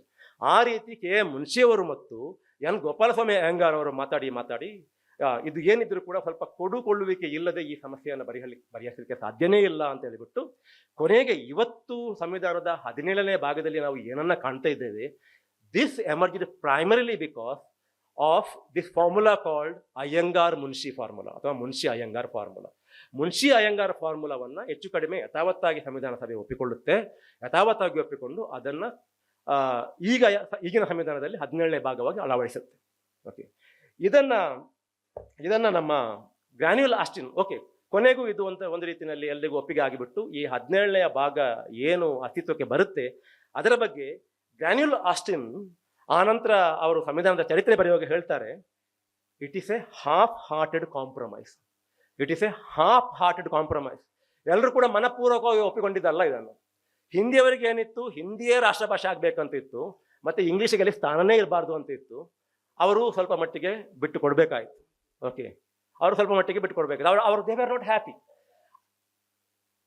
ದಕ್ಷಿಣದವರಿಗೆ ಇಲ್ಲ, ಈ ಹಿಂದಿಯ ಬಗ್ಗೆ ಇಷ್ಟೊಂದು ನಾವು ತಲೆ ಕೆಡಿಸಿಕೋಬೇಕು ಯಾಕೆ, ಅಲ್ಲ ಇಂಗ್ಲಿಷ್ ಇರ್ಲಿ ಜೊತೆಗೆ ಅಂತ ಇತ್ತು. ಅದು ಕೂಡ ಆಗಿಲ್ಲ. ಯಾಕಂತಂದ್ರೆ ಇದರಲ್ಲಿ ಒರಿಜಿನಲಿ ಪಾರ್ಟ್ 17ನಲ್ಲಿ ಏನಿದ್ದು ಅಂತಂದ್ರೆ ಕೇಂದ್ರದ ಭಾಷೆ, ರಾಜ್ಯದ ಭಾಷೆ ಮತ್ತು ಸರ್ವೋಚ್ಚ ಮತ್ತು ಉಚ್ಚ ನ್ಯಾಯಾಲಯಗಳ ಭಾಷೆ, ಈ 3 ಹಂತದಲ್ಲಿ ಇದೆ ಇದು. ಕೇಂದ್ರದ ಭಾಷೆ ಅಥವಾ ಒಕ್ಕೂಟ ಸರ್ಕಾರದ ಭಾಷೆ ಹಿಂದಿ ಆಗಿರುತ್ತೆ. ಆದರೆ 15 ವರ್ಷಗಳ ಕಾಲ ಸಂವಿಧಾನ ಜಾರಿಗೆ ಬಂದು 15 ವರ್ಷಗಳ ಕಾಲ ಇಂಗ್ಲಿಷ್ ಕೂಡ ಹಿಂದಿಯ ಜೊತೆಗಿರುತ್ತೆ. ಇಂಗ್ಲಿಷ್ ಹಿಂದಿ ಎರಡನ್ನು ಕೂಡ ಬಳಸಬಹುದು. ಆ ನಂತರ 15 ವರ್ಷಗಳ ನಂತರ ಏನಾಗುತ್ತೆ ಅನ್ನೋದನ್ನ ಪಾರ್ಲಿಮೆಂಟ್ ನಿರ್ಧರಿಸಬಹುದು ಅಂತ. ಅಂದ್ರೆ 1965ರ ತರುವಾಯ ಏನಾಗುತ್ತೆ ಅನ್ನೋದನ್ನ ಪಾರ್ಲಿಮೆಂಟ್ ನಿರ್ಧರಿಸಬಹುದು ಅಂತ. ಇವರಿಗೆ ಹಿಂದಿಯವರಿಗೆ 15 ವರ್ಷ ಇಂಗ್ಲಿಷನ್ನ ಜೊತೆಗಿರಿಸುವುದು ಇಷ್ಟ ಇರಲಿಲ್ಲ. ಓಕೆ, ದಕ್ಷಿಣದವರಿಗೆ 15 ವರ್ಷ ಸಾಕಾಗಲ್ಲ ಅಂತ ಅನಿಸ್ತು. ಆದ ಕಾರಣ ಅವರಿಗೂ ತೃಪ್ತಿ ಇಲ್ಲ, ಇವರಿಗೂ ತೃಪ್ತಿ ಇಲ್ಲ, ಇಬ್ಬರು ಕೂಡ ಅತೃಪ್ತರೆ. ಆದರೂ ಕೂಡ ಅದನ್ನು ಒಪ್ಪಬೇಕಾಯಿತು. ರಾಜ್ಯಗಳ ಭಾಷೆಗೆ ಬಂದರೆ ಆಯಾ ರಾಜ್ಯಗಳಲ್ಲಿ ಯಾವ ಭಾಷೆ ಅಸ್ತಿತ್ವದಲ್ಲಿದೆಯೋ ಆ ಭಾಷೆಯೇ ಅಧಿಕೃತ ಭಾಷೆ. ಅದರ ಜೊತೆಗೆ ನೀವು ಇಂಗ್ಲೀಷಲ್ಲಿ ಕೂಡ ವ್ಯವಹರಿಸಬಹುದು ಅನ್ನುವಂಥದ್ದು ಬಂತು. ಮತ್ತೆ ನೀವು ಕೇಂದ್ರದ ಜೊತೆಗೆ ವ್ಯವಹರಿಸುವತ್ತಿಗೆ ಇಂಗ್ಲೀಷಲ್ಲೇ ಆಗಲಿ ಹಿಂದಿಯಲ್ಲಾಗಲಿ ವ್ಯವಹರಿಸಬಹುದು ಅಂತ ಆಯಿತು. ಅದೇ ರೀತಿಯಲ್ಲಿ ರಾಜ್ಯಗಳ ಮಧ್ಯೆ ವ್ಯವಹರಿಸುವತ್ತಿಗೆ ನೀವು ಇಂಗ್ಲೀಷಲ್ಲಿ ವ್ಯವಹರಿಸಬಹುದು ಅಥವಾ ನಿಮಗೆ ಒಪ್ಪಿತವಾದಲ್ಲಿ ಹಿಂದಿಯಲ್ಲಿ ಕೂಡ ವ್ಯವಹರಿಸಬಹುದು ಅಂತ ಆಯಿತು. ಅಂತೂ ಪ್ರತಿ ಹಂತದಲ್ಲೂ ಹಿಂದಿ ಹಿಂದಿ ಹಿಂದಿ ಹಿಂದಿ ಅನ್ನೋದಿದೆ ಅಲ್ಲ, ಈ ಹಿಂದಿಗೆ ಇಷ್ಟೊಂದು ಪ್ರಾಮುಖ್ಯತೆ ದೊರಕಿದ್ದು ಅದು ದಕ್ಷಿಣ ಭಾರತದ ಪ್ರತಿನಿಧಿಗಳಿಗೆ ಅಷ್ಟೊಂದು ಒಪ್ಪಿಗೆ ಆಗಿರಲಿಲ್ಲ. ಆದರೂ ಕೂಡ ಅವರು ಒಪ್ಪಬೇಕಾಯ್ತು. ಯಾಕಂತಂದ್ರೆ ಇದಕ್ಕೆ ಇನ್ನೊಂದು ಪರಿಹಾರ ಇಲ್ಲ. ಇಷ್ಟೊಂದು ಭಾಷೆಗಳಿರುವಂಥ ದೇಶದಲ್ಲಿ ಯಾವುದೇ ಒಂದು ಭಾಷೆಯನ್ನು ತೆಗೆದು ಮುಂದೆ ಇಟ್ಟರು ಕೂಡ ಉಳಿದವರಿಗೆ ಅಸಂತೋಷ ಆಗೇ ಆಗುತ್ತೆ. ಆದ ಕಾರಣ ಯಾವುದೋ ಒಂದು ಹಂತದಲ್ಲಿ ನಾವು ಸ್ವಲ್ಪ ಮಟ್ಟಿಗೆ ಬಿಟ್ಟು ಕೊಡಲೇಬೇಕು ಅನ್ನುವ ರೀತಿಯಲ್ಲಿ ಎಲ್ಲರೂ ಕೂಡ ಒಪ್ಪಿಕೊಂಡು ದಕ್ಷಿಣದವರು ಹೆಚ್ಚು ತ್ಯಾಗ ಮಾಡಿದರು. ಯಾಕೆ ಅಂತಂದ್ರೆ ಅವರು 15 ವರ್ಷದ ಕಂಡೀಷನ್ ಏನಿದೆ ಅದಕ್ಕೆ ಒಪ್ಪಿಕೊಂಡ್ರು ಆರಂಭದಲ್ಲಾದರೂ ಕೂಡ. ಆನಂತರ ಏನಾಯ್ತು ಅಂತ ನಮಗೆಲ್ಲ ಗೊತ್ತೇ ಇದೆ. 65ರ ಹೊತ್ತಿಗೆ ಮತ್ತೆ ಇಂಗ್ಲಿಷ್ ಹೋಗಿಬಿಡುತ್ತೆ, ಬರೀ ಹಿಂದಿಯೇ ಎಲ್ಲವೂ ಕೂಡ ಹಿಂದಿ ಮಯ ಆಗುತ್ತೆ ಅಂತ ಆದಾಗ ತಮಿಳುನಾಡಿನಲ್ಲಿ ದೊಡ್ಡ ಗಲಾಟೆ ಆಯಿತು, ನಾರ್ತ್ ಈಸ್ಟಲ್ಲಿ ದೊಡ್ಡ ಗಲಾಟೆ ಆಯಿತು. ಹಾಗಾಗಿ 1963ರ ಆಫಿಷಿಯಲ್ ಲ್ಯಾಂಗ್ವೇಜಸ್ ಆಕ್ಟ್ ಜಾರಿಗೆ ಬಂದುಬಿಟ್ಟು ಆನಂತರ ಹಿಂದಿ ಜೊತೆಗೆ ಇಂಗ್ಲಿಷ್ ಕೂಡ ಇಂಡೆಫಿನೆಟ್ ಆಗಿ ಮುಂದುವರಿಯುವುದು ಅಂತ ಆಯಿತು. ಅದು ಆನಂತರ ಬಂದಿತ್ತು. ಸೊ ಇದು ಈ ಆಫಿಷಿಯಲ್ ಲ್ಯಾಂಗ್ವೇಜಸ್ ಆಕ್ಟ್ನ ವಿಚಾರಕ್ಕೆ ಬಂದಾಗ ಇದು ಸಂವಿಧಾನದ ನಂತರದ ಚರಿತ್ರೆ. ಈಗ ಏನಾಗಿದೆ, ಒಂದು ರೀತಿಯ ಲೋ ಲೆವೆಲ್ ಇಕ್ವಿಲಿಬ್ರಿಯಂ. ಯಾರಿಗೂ ಸಮಾಧಾನ ಇಲ್ಲ, ಆದರೂ ಕೂಡ there is a low level equilibrium in the form of official languages act of 1963 amended in 1967. Okay, ಅಲ್ಲಿ ಏನು ವಿಚಾರ ಅಂತಂದ್ರೆ ಈಗ ಹೌದು ಹಿಂದಿಯ ಜೊತೆ ಇಂಗ್ಲಿಷು ಇದೆ ಅಂತ ಹೇಳುವುದನ್ನ ನಾವೆಲ್ಲ ಕರೆಕ್ಟಪ್ಪ, ಹಿಂದಿ ಇದೆ, ಹಿಂದಿ ಕೂಡ ಒಂದು ಅಧಿಕೃತ ಭಾಷೆ, ಹಿಂದಿ ರಾಷ್ಟ್ರ ಭಾಷೆ ಏನಲ್ಲ ಅಂತ ಹೇಳ್ಬಿಟ್ಟು ನಾವು ತಿಳ್ಕೊಂಡಿದ್ದೇವೆ. ಆದರೆ ನೀವು ಹಿಂದಿ ಪ್ರದೇಶಕ್ಕೆ ಹೋದರೆ ಇವತ್ತು ಕೂಡ ಹಿಂದಿಯವರದ ತಲೆಯಲ್ಲಿ ಏನಿದೆ ಅಂತಂದರೆ ಇದು ಅಧಿಕೃತ ಭಾಷೆ ಅಲ್ಲ, ಇಟ್ಸ್ ಎ ಡಿಫ್ಯಾಕ್ಟೋ ರಾಷ್ಟ್ರ ಭಾಷೆ ಅನ್ನುವ ರೀತಿಯಲ್ಲಿ ಅವರು ವ್ಯವಹರಿಸ್ತಾರೆ. ಓಕೆ, ಇದಕ್ಕೆ ಪುರಾವೆ ಎಲ್ಲಿ ಅಂತಂದರೆ ನೋಡಿ, ಈ 17ನೇ ಭಾಗ ಮತ್ತು 8ನೇ ಪರಿಚ್ಛೇದ 8th ಶೆಡ್ಯೂಲ್, ಇದನ್ನು ಜೊತೆಗೆ ಓದಬೇಕು. ಅಲ್ಲಿ 22 ಲ್ಯಾಂಗ್ವೇಜಸ್ ಇದ್ದಾವೆ ಅಂತ ಹೇಳ್ಬಿಟ್ಟು ಈಗ ಬೆಲಿಮಳೆ ಅವರು ಕೂಡ ಹೇಳಿದರು. 2025 ಏಪ್ರಿಲ್ನಲ್ಲಿ ಈ 17ನೇ ಭಾಗ ಮತ್ತು 8ನೇ ಪರಿಚ್ಛೇದ ಇದರ ಬಗ್ಗೆ ಒಂದು ಪುನರ್ವಿಮರ್ಶೆ ನಡಿಬೇಕು. ಇದರಿಂದಾಗಿ ಹಿಂದಿಯೇತರ ಭಾಷೆಗಳಿಗೆ ಅನ್ಯಾಯ ಆಗುವುದು ಮುಂದುವರೆದಿದೆ. ಹಿಂದಿ ಅಧಿಕೃತ ಭಾಷೆ, ರಾಷ್ಟ್ರ ಭಾಷೆ ಅಲ್ಲ ಅನ್ನುವಂಥದ್ದು ಅಫಿಷಿಯಲ್ ಪೊಸಿಷನ್ ಆದರೂ ಕೂಡ ನಿಜಕ್ಕೂ ಅದು ರಾಷ್ಟ್ರ ಭಾಷೆ ಅನ್ನುವ ರೀತಿಯಲ್ಲಿ ನಮ್ಮ ಮೇಲೆ ಹೇರಲ್ಪಡುತ್ತೆ ಅನ್ನುವಂಥ ಒಂದು ಭಾವನೆ ಮತ್ತೆ ತಮಿಳುನಾಡಿನಲ್ಲಿ ದಟ್ಟವಾಗಿ ಬಿಟ್ಟು ತಮಿಳುನಾಡು ಸರ್ಕಾರ 2025 ಏಪ್ರಿಲ್ನಲ್ಲಿ ಒಂದು ಒಂದು ಒಂದು ಸಮಿತಿ ರಚಿಸುತ್ತದೆ. ಜಸ್ಟಿಸ್ ಜೋಸೆಫ್ ಕುರಿಯನ್ ಸಮಿತಿ ಅಂತ. ಆ ಸಮಿತಿಯವರು ಆ ನಂತರ ಫೆಬ್ರವರಿ 2026ಕ್ಕೆ ಒಂದು ವರದಿ ಕೊಡ್ತಾರೆ. ಆ ವರದಿಯ 4ನೇ ಚಾಪ್ಟರ್ಲ್ಲಿ ಇರಬೇಕು ಈ ಇಡೀ 17ನೇ ಭಾಗ ಏನಿದೆ ಕಾನ್ಸ್ಟಿಟ್ಯೂಷನದ್ದು, ಅದನ್ನು ಮತ್ತೆ ರಿವಿಸಿಟ್ ಮಾಡಿದ್ದಾರೆ. ರಿವಿಸಿಟ್ ಮಾಡಿಬಿಟ್ಟು ಅಲ್ಲಿ ಏನೇನು ಅಧಿಕೃತ ಭಾಷೆಯ ಹೆಸರಿನಲ್ಲಿ ಇದನ್ನೊಂದು ರಾಷ್ಟ್ರ ಭಾಷೆ ಆಗಿ ಹೇಗೆ ದೇಶದ ಮೇಲೆ ಹೇರಲ್ಪಡುತ್ತದೆ ಅನ್ನೋದನ್ನು ಬಹಳ ವಿಶದವಾಗಿ ವಿವರಿಸಿಬಿಟ್ಟು ಆನಂತರ ಅವರು ರೆಕಮೆಂಡೇಶನ್ ಮಾಡಿದ್ದಾರೆ. ಬಹುಶಃ ನನಗನಿಸೋದು ಇವತ್ತು ಈ ಪುಸ್ತಕದಲ್ಲಿ ಇನ್ನೊಂದು ಆವೃತ್ತಿಯಲ್ಲಿ ಅದನ್ನು ಕೂಡ ಸೇರಿಸ್ಕೋಬೇಕಾಗುತ್ತೆ. ಯಾಕಂತಂದರೆ ಅವರು ಅದನ್ನು ತಮಿಳುನಾಡಿಗೆ ಸೀಮಿತವಾಗಿ ಹೇಳಿದ್ದಲ್ಲ, ಅವರು ಇಡೀ ಸಂವಿಧಾನದ 17ನೇ ಭಾಗಕ್ಕೆ ಸಂಬಂಧಪಟ್ಟಾಗಿ ಹೇಳಿದ್ದು. ಉದಾಹರಣೆಗೆ ಅಲ್ಲಿ ಒಂದೆರಡು ಉದಾಹರಣೆ ಕೊಡ್ತೇನೆ. ಒಂದು 8ನೇ ಪರಿಚ್ಛೇದದ ಉದಾಹರಣೆ. ಆ 8ನೇ ಪರಿಚ್ಛೇದದಲ್ಲಿ ಇವತ್ತು 22 ಭಾಷೆಗಳಿದ್ದಾವೆ ಅಂತ ಹೇಳಿದವಲ್ಲ, ಆ 22 ಭಾಷೆಗಳಲ್ಲಿ 15 ಇಂಡೋ ಆರ್ಯನ್ ಭಾಷೆಗಳಿದ್ದಾವೆ. ಅವು ಯಾವುವು ಅಂತಂದರೆ ಸಿಂಧಿ, ಉರ್ದು, ನೇಪಾಳಿ, ಒಡಿಯಾ, ಪಂಜಾಬಿ, ಸಂಸ್ಕೃತ್, ಹಿಂದಿ, ಕಾಶ್ಮೀರಿ, ಕೊಂಕಣಿ, ಮೈಥಿಲಿ, ಮರಾಠಿ, ಅಸಮೀಸ್, ಬೋಗ್ರಿ, ಗುಜರಾತಿ ಇತ್ಯಾದಿ. ಒಟ್ಟು 15 ಭಾಷೆಗಳಿದ್ದಾವೆ. ದ್ರಾವಿಡಿಯನ್ ಭಾಷೆಗಳು 4 ದ್ರಾವಿಡಿಯನ್ ಭಾಷೆಗಳಿದ್ದಾವೆ: ಕನ್ನಡ, ಮಲಯಾಳಂ, ತಮಿಳ್, ತೆಲುಗು. ಆಸ್ಟ್ರೋ ಏಷ್ಯನ್ ಒಂದು ಭಾಷೆ ಇದೆ, ಸಂತಾಲಿ. ಟಿಬೆಟೋ ಬರ್ಮೀಸ್ 2 ಭಾಷೆಗಳಿದ್ದಾವೆ, ಬೋಡೋ ಮತ್ತು ಮಣಿಪುರಿ. ಈಗ ಪ್ರಶ್ನೆ ಏನು ಅಂತಂದರೆ, ಒಂದು ಇಲ್ಲಿ ಹಿಂದಿ ಇದೆ, ಇಂಗ್ಲೀಷ್ ಯಾಕೆ ಅಲ್ಲ ಅಂತ. 2 ರಾಜ್ಯಗಳ ಅಧಿಕೃತ ಭಾಷೆ ಇಂಗ್ಲೀಷ್. ಈ ದೇಶದಲ್ಲಿ ಎಷ್ಟೋ ಮಂದಿ ಇಂಗ್ಲೀಷ್ ಮಾತಾಡ್ತಾರೆ, ಇಂಗ್ಲೀಷ್ ಯಾಕೆ ಅಲ್ಲ ಅನ್ನುವಂಥ ಪ್ರಶ್ನೆಯನ್ನು ಜೋಸೆಫ್ ಕುರಿಯನ್ ಸಮಿತಿ ಎತ್ತುತ್ತೆ. ಇನ್ನೊಂದು, ನೀವು ಸಂಸ್ಕೃತವನ್ನು ಸೇರಿಸಿದಿರಿ, ಸಂಸ್ಕೃತ ಮಾತಾಡೋರು ಇರೋದು ಕೆಲವು ಸಾವಿರ ಅಷ್ಟೇ, ಆದರೂ ಕೂಡ ಸಂಸ್ಕೃತವನ್ನು ಸೇರಿಸಿದಿರಿ. ಆದರೆ ಪಾಲಿ ಮತ್ತು ಪ್ರಾಕೃತ ಯಾಕೆ ಸೇರಿಸಿಲ್ಲ? ಅದೇ ಮಾನದಂಡ ಇಟ್ಟುಕೊಂಡು ಸಂಸ್ಕೃತವನ್ನು ಯಾಕೆ ಸೇರಿಸಿದ್ದು ಅಂತಂದರೆ ಇದು ಈ ದೇಶದ ಸಂಸ್ಕೃತಿಯ ಏನೋ ಒಂದು ಸಾಂಸ್ಕೃತಿಕವಾದಂಥ ಒಂದು ಆವರಣ ಅದಕ್ಕೆ ಅಂತ. ಸಾಂಸ್ಕೃತಿಕ ಆವರಣ ಸಂಸ್ಕೃತಕ್ಕೆ ಇದ್ದರೆ ಪಾಲಿ ಪ್ರಾಕೃತಕ್ಕೂ ಇದೆ ಅಲ್ಲ, ಅದನ್ನು ಯಾಕೆ ಸೇರಿಸಿಲ್ಲ ಅನ್ನುವಂಥ ಇನ್ನೊಂದು ಪ್ರಶ್ನೆ. ಇನ್ನೊಂದು ಮುಖ್ಯ ವಿಚಾರವನ್ನು ಕುರಿಯನ್ ಸಮಿತಿ ಗಮನ ಸೆಳೆಯುವುದು ಏನು ಅಂತಂದರೆ, ನೋಡಿ, ಪ್ರತಿಯೊಂದು ಸೆನ್ಸಸ್ಸಲ್ಲಿ ಕೂಡ ಹಿಂದಿ ಭಾಷಿಕರ ಸಂಖ್ಯೆಯನ್ನು ಬಹಳ ಕೃತಕವಾಗಿ ಹೆಚ್ಚು ತೋರಿಸಲಾಗುತ್ತೆ. ನಾನ್ ಹಿಂದಿ ಭಾಷೆಗಳ ಮಾತಾಡುವಂಥವರ ಸಂಖ್ಯೆಯನ್ನು ಕೃತಕವಾಗಿ ಕಡಿಮೆ ತೋರಿಸಲಾಗ್ತಾ ಇದೆ. ಇದನ್ನು ಕೂಡ ತಡೆಗಟ್ಟಬೇಕು ಅಂತ ಈ ಕುರಿಯನ್ ಸಮಿತಿ ಹೇಳುತ್ತೆ. ಎಲ್ಲದಕ್ಕಿಂತ ಮುಖ್ಯವಾಗಿ ಇನ್ನೊಂದು, ಈ ಇಂಗ್ಲೀಷ್ ಮತ್ತು ಹಿಂದಿ 2 ಭಾಷೆಗಳು ಕೂಡ ಮುಂದುವರಿಬಹುದು, ಅಥವಾ ಹಿಂದಿಯ ಜೊತೆಗೆ ಇಂಗ್ಲೀಷ್ ಅಥವಾ ಭಾರತೀಯ ಎಲ್ಲ ಭಾಷೆಗಳ ಜೊತೆಗೆ ಇಂಗ್ಲೀಷ್ ಕೂಡ ಇಂಡೆಫಿನೆಟ್ ಆಗಿ ಮುಂದುವರಿಯಬಹುದು ಅಂತ ಹೇಳಿಬಿಟ್ಟು ಸಂವಿಧಾನದಲ್ಲಿ ಏನಿದೆ, ಅದಕ್ಕೆ ಈ ಅಫಿಷಿಯಲ್ ಲ್ಯಾಂಗ್ವೇಜ್ ಆ್ಯಕ್ಟ್ನಲ್ಲಿ ಅದಕ್ಕೆ ಸಂಬಂಧಪಟ್ಟಾಗೆ ಈ ಅಫಿಷಿಯಲ್ ಲ್ಯಾಂಗ್ವೇಜ್ ಆ್ಯಕ್ಟಲ್ಲಿ ಒಂದು ಸಣ್ಣ ಪ್ರಸ್ತಾಪ ಇದೆ. ಅದು ಏನು ಹೇಳುತ್ತೆ ಅಂತಂದರೆ, ಇಂಗ್ಲೀಷ್ ಭಾಷೆ ಎಷ್ಟು ಕಾಲ ಮುಂದುವರಿಬೋದು ಅಂತಂದರೆ, ಎಲ್ಲ ನಾನ್ ಹಿಂದಿ ರಾಜ್ಯಗಳು ಎಲ್ಲ ಅಂದರೆ ಒಂದು ಕೂಡ ಉಳ್ಕೋಬಾರ್ದು, ಎಲ್ಲ ನಾನ್ ಹಿಂದಿ ಸ್ಪೀಕಿಂಗ್ ರಾಜ್ಯ ಕೂಡ ಒಪ್ಪಿದರೆ ಆಗ ಇಂಗ್ಲೀಷನ್ನು ಬಿಟ್ಬಿಡ್ಬೋದು ಅಂತ. ಒಬ್ಬರು ಕೂಡ ಒಪ್ಪದಿರ್ಬೋದು, ಎಲ್ಲರೂ ಒಪ್ಪಿದರೆ. ನಾನ್ ಹಿಂದಿ ರಾಜ್ಯಗಳು ಎಷ್ಟಿದ್ದಾವೆ ಆ ರಾಜ್ಯಗಳ ಪೈಕಿ ಒಂದೂ ಬಿಡದಂತೆ ಎಲ್ಲರೂ ಒಪ್ಪಿಕೊಂಡ್ರೆ ಇಂಗ್ಲೀಷನ್ನು ನಾವು ಬಿಟ್ಬಿಡ್ಬೋದು ಅಂತ. ಓಕೆ, ಈಗ ಕುರಿಯನ್ ಸಮಿತಿ ಹೇಳುತ್ತೆ, ನೋಡಿ, ಇದು ಭಾಳ ಡೇಂಜರಸ್. ಯಾಕೆ ಇದು ಡೇಂಜರಸ್ ಅಂತಂದರೆ, ಇದು ಓಕೆ, ಏನು ಅಂತಂದರೆ ಎಲ್ಲ ರಾಜ್ಯಗಳು ಕೂಡ ಇಂಗ್ಲೀಷ್ ಬೇಡ ಅಂತ ಹೇಳುವಂಥ ಹಂತ ನಾವು ತಲುಪಲಾರೆವೋ ಏನು. ಆದರೆ ಈ ಸೆಕ್ಯೂರಿಟಿ ಏನಿದೆ ನಾನ್ ಹಿಂದಿ ಭಾಷೆಗೆ ಅಥವಾ ಇಂಗ್ಲೀಷ್ ಉಳಿಲಿಕ್ಕೆ, ಹಿಂದಿಯೇತರ ಭಾಷೆಗಳಿಗೆ ಇಂಗ್ಲೀಷ್ನ ಆಸರೆ ಎಲ್ಲಿ ತನಕ ಇರುತ್ತೆ ಅಂತಂದರೆ, ಅಟ್ಲೀಸ್ಟ್ ಒಂದು ರಾಜ್ಯ ಇದನ್ನು ಒಪ್ಪಿಕೊಳ್ಳದಿದ್ದ ಪಕ್ಷದಲ್ಲಿ. ಆದರೆ ಒಂದು ವೇಳೆ ಇದು ಒಂದು ಆ್ಯಕ್ಟ್ನ ಭಾಗ ಆಗಿದೆ ಹೊರತು ಇದು ಸಂವಿಧಾನದ ಭಾಗ ಆಗಿಲ್ಲ.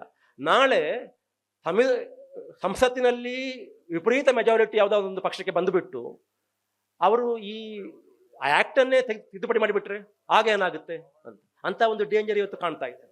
ಓಕೆ, ಆದ ಕಾರಣ ಅವರು ಹೇಳೋದು ಈ ಒಂದು ರಕ್ಷಣೆ ಏನಿದೆ ಹಿಂದಿಯೇತರ ಭಾಷೆಗಳಿಗೆ, ಇದು ಆ ಆ್ಯಕ್ಟಲ್ಲಿ ಇದ್ರೆ ಸಾಲದು, ಇದು ಸಂವಿಧಾನಿಕವಾಗಿರ್ಬೇಕು, ಸಂವಿಧಾನಕ್ಕೆ ಬರಬೇಕು. ಇದನ್ನ ಅವರು ಪ್ರಸ್ತಾಪಿಸ್ತಾರೆ. ಹೀಗೆ ಪ್ರತಿಯೊಂದು ಯಾಕೆ ಗ್ರಾನ್ಯುಲ್ ಆಸ್ಟಿನಲ್ಲಿ ಹೇಳ್ತಾನೆ ಇದೊಂದು ಆಫ್ ಹಾರ್ಟೆಡ್ ಕಾಂಪ್ರಮೈಸ್ ಅನ್ನೋದನ್ನ ನೀವು ಪ್ರಾಯೋಗಿಕವಾಗಿ ನೋಡಬೇಕಾದ್ರೆ ಈ ಕುರಿಯನ್ ರಿಪೋರ್ಟ್ ಅನ್ನು ಓದಬೇಕಾಗುತ್ತೆ. ಓಕೆ, ಸೊ ಒಟ್ಟು ಇವತ್ತು this is a low level equilibrium. ಇವತ್ತಿಗೂ ಕೂಡ ಹಿಂದಿಯನ್ನ ಯಾವ ರೀತಿಯಲ್ಲಿ ಹಿಂದಿಯೇತರ ರಾಜ್ಯಗಳ ಮೇಲೆ ಒಂದು ರೀತಿಯಲ್ಲಿ ಹೇರುವುದು ಅನ್ನೋ ಪದ ಬಹಳ ಜಾಸ್ತಿ ಆಗುತ್ತಾ ಏನೋ, ಅದನ್ನ ಒಂದು ರೀತಿಯಲ್ಲಿ ತುರುಕಲಾಗುತ್ತೆ ಅಂತಂದ್ರೆ, ಈಗ ಉದಾಹರಣೆಗೆ ಇತ್ತೀಚೆಗೆ ರಾಜಭವನವನ್ನು ಇದ್ದಕ್ಕಿದ್ದಾಗೆ ಲೋಕಭವನ ಅಂತ ಮಾಡಿದ್ರು. ರಾಜಭವನ ಇದ್ದಕ್ಕಿದ್ದಾಗೆ ಒಂದು ದಿನ ಬೆಳಿಗ್ಗೆ ಲೋಕಭವನ ಆಯ್ತು. ಯಾರಿಗೂ ಕೂಡ ಏನೂ ಅನಿಸಿಲ್ಲ, ತಮಿಳ್ನಾಡವ್ರಿಗೆ ಏನು ಅನಿಸಿಲ್ಲ ಅಂತ ಅನಿಸ್ತು ನನಗೆ. ಯಾಕೆ ಅದು ಲೋಕಭವನ ಆಗಬೇಕು? ರಾಜ್ಯಪಾಲರನ್ನ ನಾವು ಲೋಕಪಾಲರು ಅಂತ ಹೇಳಿದ್ವಾ? ಅವರು ರಾಜ್ಯಪಾಲರೇ ತಾನೆ. ಈಗ ನಿಮಗೆ ಅಲ್ಲಿಯ ಅಧಿಕೃತ ವಿವರಣೆ ಏನು ಅಂತಂದ್ರೆ, ರಾಜಭವನ ಅನ್ನೋದು ರಾಜರನ್ನ ಪ್ರತಿನಿಧಿಸುತ್ತೆ, ಇದು ಪ್ರಜಾಪ್ರಭುತ್ವ, ಆದ ಕಾರಣ ರಾಜ ಅನ್ನುವಂಥ ಪದ ಬೇಡ ಅಂತ. ಹಾಗಾದ್ರೆ ನೀವು ರಾಜಧಾನಿಯನ್ನ ಲೋಕಧಾನಿ ಅಂತ ಮಾಡಿದ್ರಾ? ಇಲ್ಲಲ್ಲ, ರಾಜಧಾನಿ ಅಲ್ವಾ? ಓಕೆ, ಸೊ ನಿಮ್ಗೆ ಒಂದು ವೇಳೆ ರಾಜ ಅನ್ನುವ ಪದದ ಬಗ್ಗೆ ಆಕ್ಷೇಪ ಇದ್ದಿದ್ರೆ ಲೋಕ ಅನ್ನುವಂಥ ಪದ ಯಾಕೆ ತರಬೇಕಲ್ಲಿ? ರಾಜ್ಯ ಅಂತ ತರ್ಬೋದು, ರಾಜ್ಯ ಭವನ ಅಂತ ಮಾಡ್ಬೋದು. ಓಕೆ, ರಾಜಭವನಕ್ಕೆ ಬದಲು ರಾಜ್ಯಭವನ ಅಂತ ಮಾಡಿಬಿಡಿ, ಯಾಕಂದ್ರೆ ಅಲ್ಲಿ ಇರುವುದು ರಾಜ್ಯಪಾಲರು, ಸಮಸ್ಯೆ ಪರಿಹಾರ ಆಗ್ತೋಯ್ತು. ಆಕ್ಚುಲಿ ಅಲ್ಲಿ ಇದ್ದಿದ್ದು ರಾಜ ಅಲ್ಲ, ಸಮಸ್ಯೆ ಇದ್ದಿದ್ದೇನು ಅಂತಂದ್ರೆ ಅಲ್ಲಿ ಒಂದು ಹಿಂದಿ ಪದವನ್ನು ಸೇರಿಸಬೇಕಿತ್ತು.